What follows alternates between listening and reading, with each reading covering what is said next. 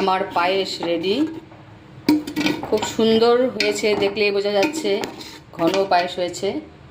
আর আমি খেজুর গুড়, যেটা নলেন গুড়, ওটা আমি একটু জাল করে নিয়েছি। গুড়টা খুব ভালো, খুব সেন্ট আর নরম। এই হচ্ছে সেই গুড়। এখন আস্তে আস্তে এখানে দিয়ে নেড়ে দেখব। এই অল্প অল্প করে পায়েস দিচ্ছি। কালার আসছে।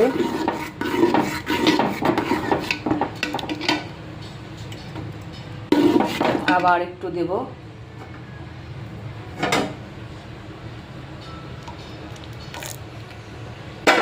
গুড়ের তাড়ির মতো বানিয়ে নিয়েছিলাম।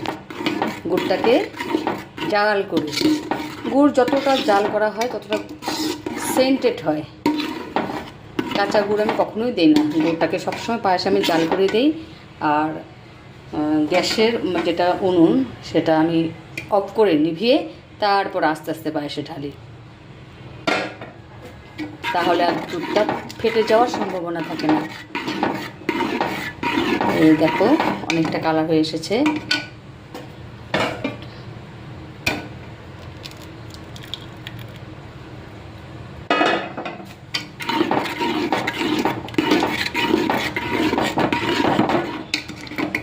এই তো মোটামুটি কালার এসে গেছে।